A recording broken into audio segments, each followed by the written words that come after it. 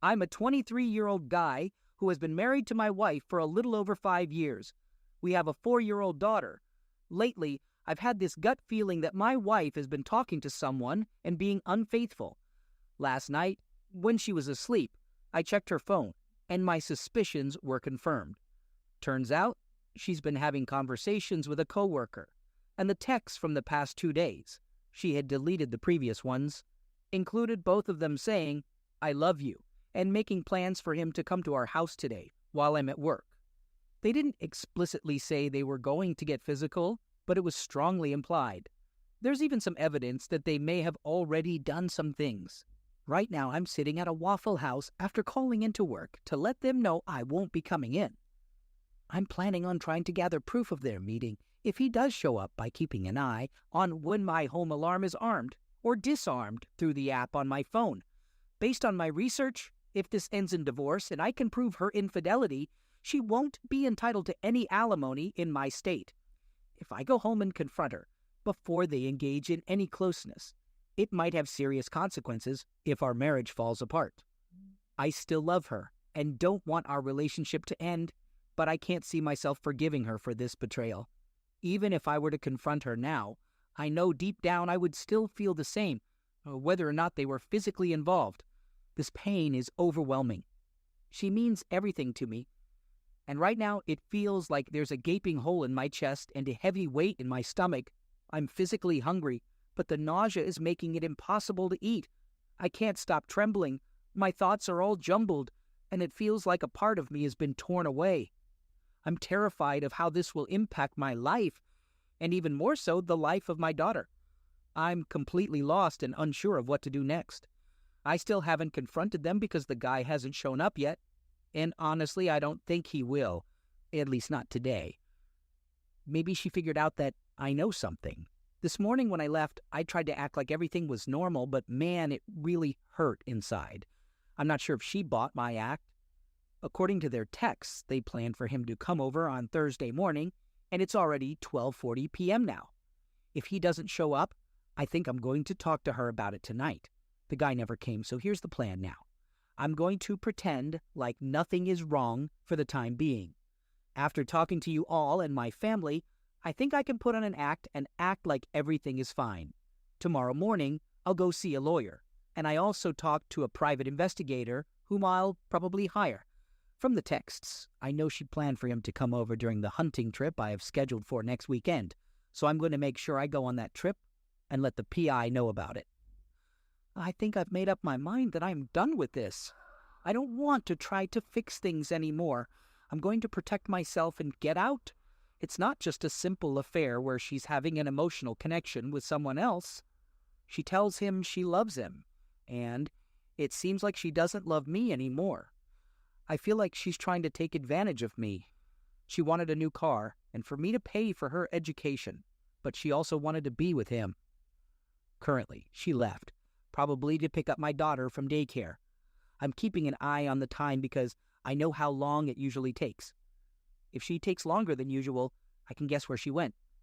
Either way, I'm going to try to make it through Christmas and my daughter's birthday next Friday without bringing up this issue. Hopefully, the private investigator can find some evidence by then. Wish me luck.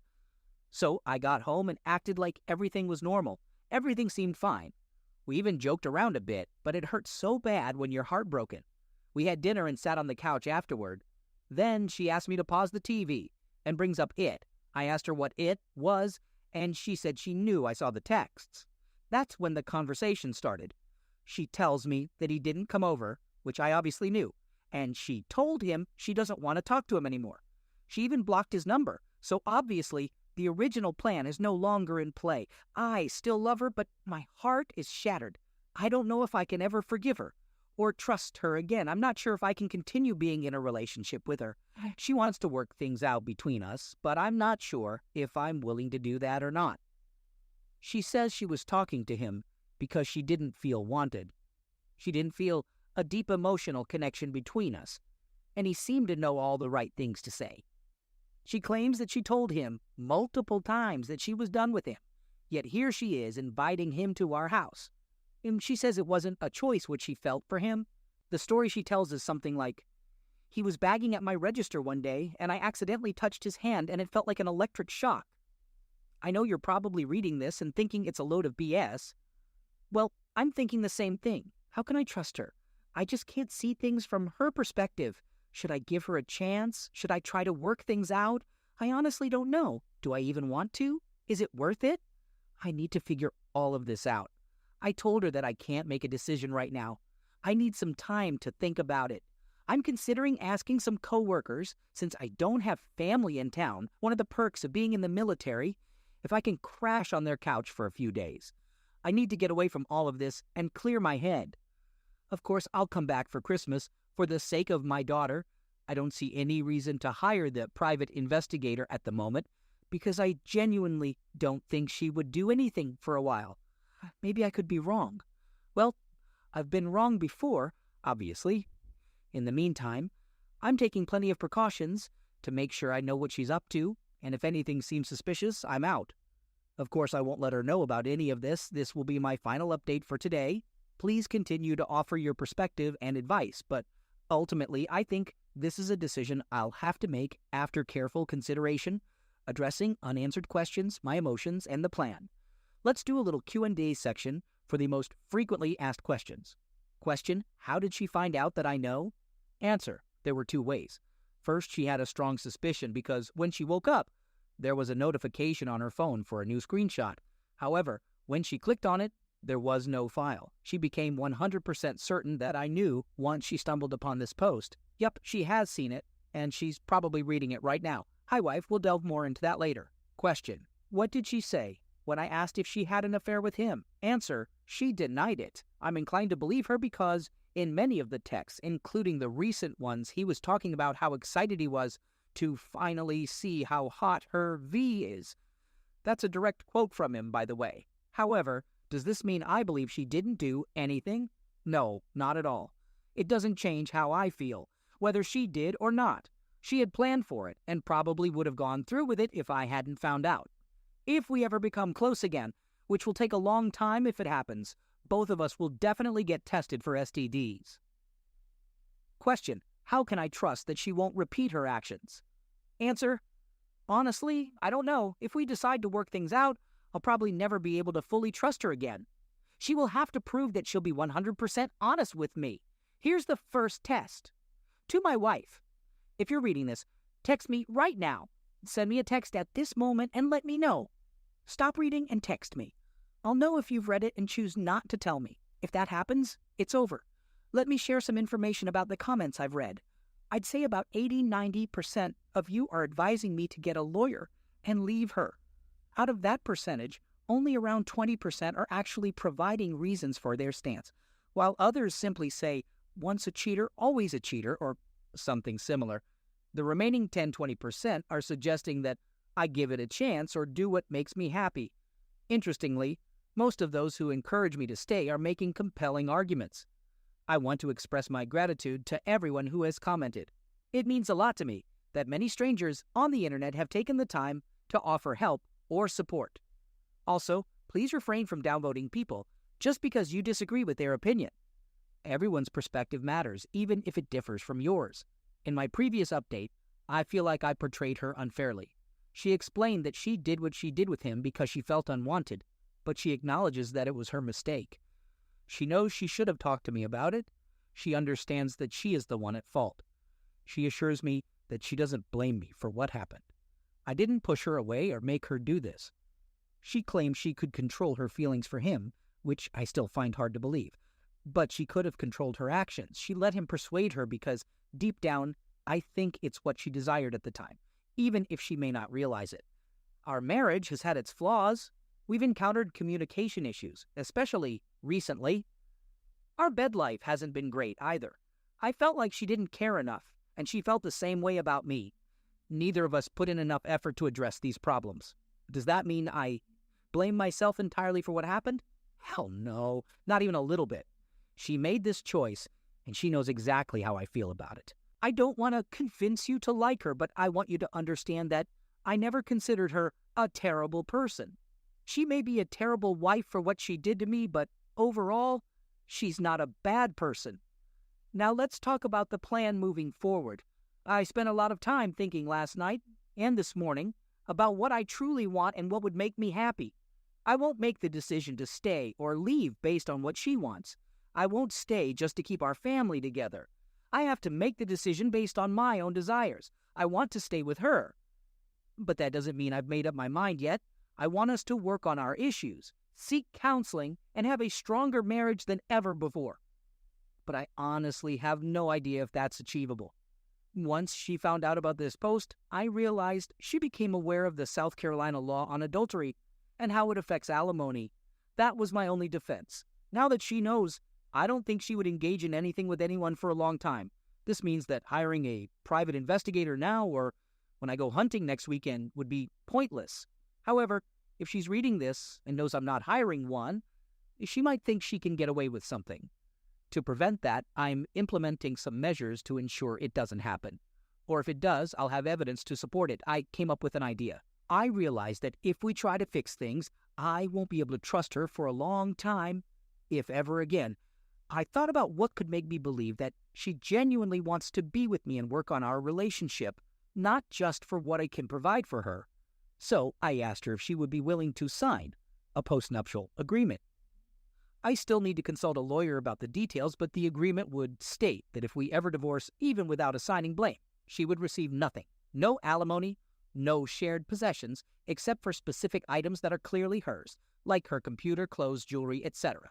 And no court-ordered child support. Let me clarify this, as I've received some comments about it. I wouldn't neglect supporting my daughter or keep her away from her mother. I simply want to avoid the standard monthly child support and provide a certain amount based on the time she spends with our daughter. I'm not sure how it would work exactly, which is why I need legal advice to ensure it's feasible. I have additional plans, but I won't share them here because she might come across this post, and those plans involve her being unaware of them. I might reveal them in the future, but it won't be any time soon. At this stage, if the postnuptial agreement turns out as I hope, and she agrees to sign it, I think I would be willing to give working on our relationship a try. I know many of you may not approve of this decision.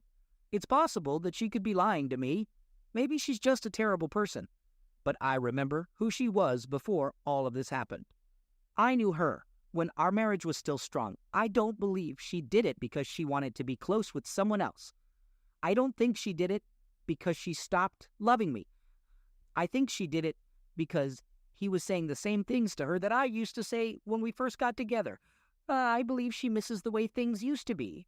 And while we can never fully go back to that, there are a few possible outcomes. Either we try to work on our issues, it doesn't work out, and we end up divorcing.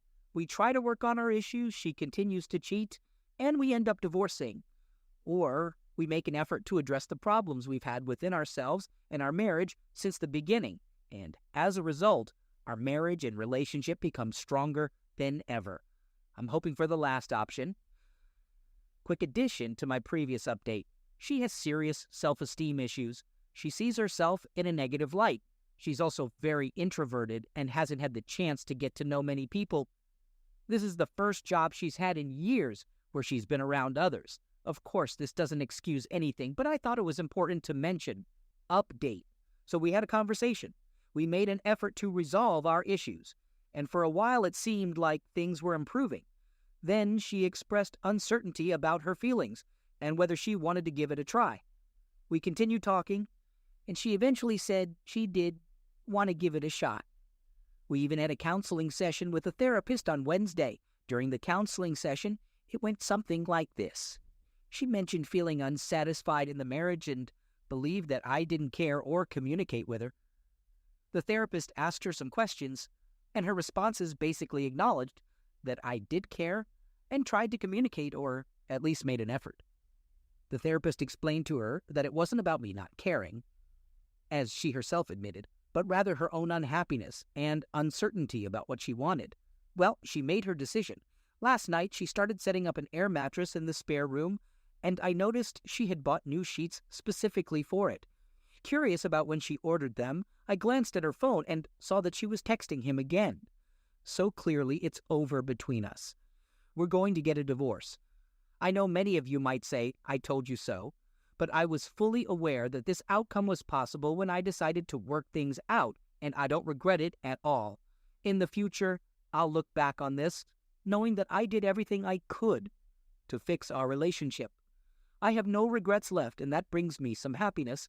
I gave it my all, and now I can never blame myself. Now, before anyone says it, please avoid calling her names or talking negatively about my wife. It's not helpful to hear how terrible she is when I still have feelings of love for her. Love isn't something you can just switch off.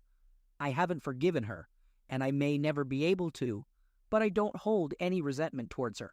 I still want what's best for her and our daughter, and I genuinely believe she regrets hurting me, even if she can't control her feelings.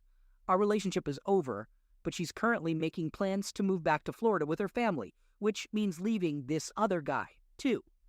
She doesn't think she can find happiness with me anymore, but I don't believe she's leaving me specifically to be with him.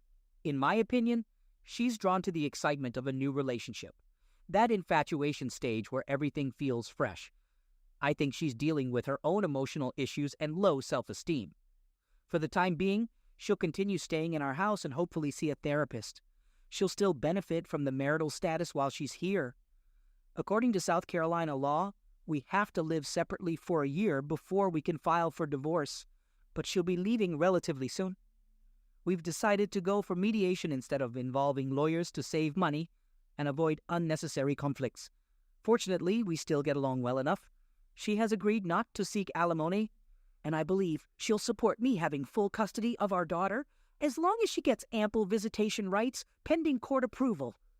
I won't try to cheat her, despite what some of you may suggest. I appreciate all the support and everything you've done for me, but ultimately, you don't know the full picture of our relationship. She's not a terrible person. I genuinely trust that she's being honest with me and doesn't intend to deceive me either. It's going to be a challenging journey for quite some time, but we'll get through this. Right now, my top priority is ensuring our daughter is well taken care of and that we make decisions that are in her best interest. In our second story, this happened a really long time ago, about 7 months ago. My wife and I had a nice big house in a decent neighborhood. We were good friends with our neighbors a few doors down until the wife-mother passed away from cancer. The husband-father fell into a deep depression and couldn't take care of the kids because they reminded him too much of his wife, so the kids stayed with their grandparents for a while. After about 3 or 4 months, the husband started to get better. He began coming over more often, and my wife and I developed a close bond with him. He would drop by every other day for a quick chat and a cup of coffee. I started noticing my wife getting a little too friendly with him, like hugging him for a bit too long when she answered the door and some subtle flirting, but I brushed it off and told myself I was just being paranoid. After all, he was practically family to us, and I trusted him completely. I was certain nothing would happen. Now here's where things take an interesting turn. I work for a big security company that's a 20-minute drive from our house. Because of that, I usually spend my lunch break at a restaurant with a couple of friends from work instead of having lunch at home. On our 5th anniversary, I decided to surprise my wife by coming home early from work with flowers, chocolates, a teddy bear, and this super sentimental letter I wrote. I asked my boss if I could leave 20 minutes early so my wife and I could have lunch together. Thankfully, my boss is a cool guy, so he agreed when I explained it was our anniversary. I left work early and went to pick up the flowers and teddy bear. I had already bought the chocolates in the morning, so I decided to get the other stuff later and drove back home. I got a cheap basket to put everything in, so I piled everything in the basket with the letter on top and entered the house. Right away, I could sense that something was off. Normally, when I come through the door, my wife calls out to me. We have this big, heavy door that makes a loud noise when opened or closed. You can hear it throughout the whole house. I saw her car in the driveway, so I knew she had to be home. As I looked down to take off my shoes, I noticed a pair of large boots. I had never really paid attention to our neighbor's shoes before, but seeing those boots triggered a faint memory. I tried to listen carefully to see if I could hear them talking. I didn't hear any voices, but that's when I noticed the bump, bump, bump sound coming from upstairs. I recognized that sound of the bed frame hitting the wall anywhere. It suddenly clicked in my mind, and I just stood there, putting the pieces together. I hadn't even moved since I walked in the door. I didn't cry, scream, or even blink. I don't know why, but in moments of overwhelming sadness or shock, I just shut down. I can't even begin to describe how awful it felt. In just 5 seconds, everything we had built over the 16 years I spent with this woman, our dreams of starting a family, all the sacrifices and changes I made for her, gone. Just gone. But I'm not the type to give up without a fight.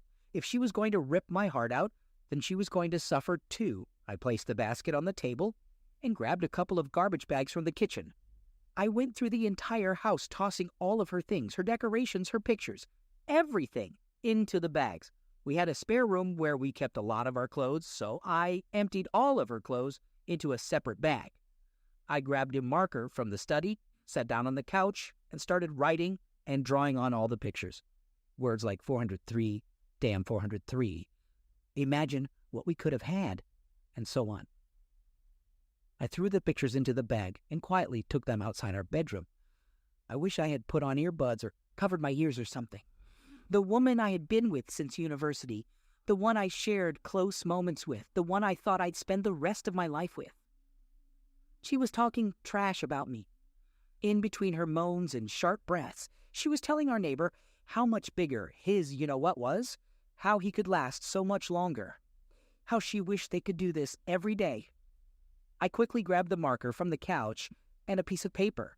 I wrote, "Happy anniversary, 403 inches on it," then took a small piece of tape from the kitchen and stuck the sign to one of the bags. While I was there, I also took her car keys from the top of the fridge. Technically, it used to be my car, so there was no way I was letting her have it. I walked back to the bedroom door, ready to burst in and shatter her world. But then I had a thought. What if I just pretended I didn't see or hear anything? What if I went back to work and acted like everything was normal? Maybe we could still make it work if I ignored it all. But screw that. She had already broken my heart, and I wasn't going to let her off the hook. I walked in casually.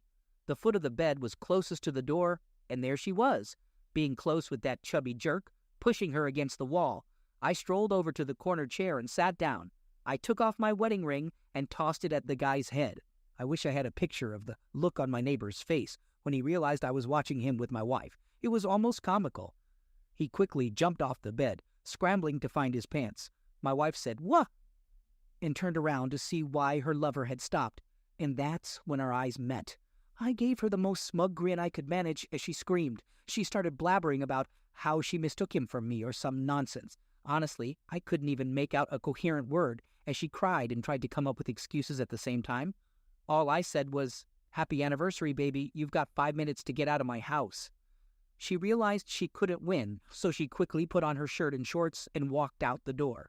When she saw the bags of her stuff, along with the sign I made, she started crying, even harder. At that point, my overweight neighbor still couldn't find his pants, and was standing there in nothing but his oversized wife beater.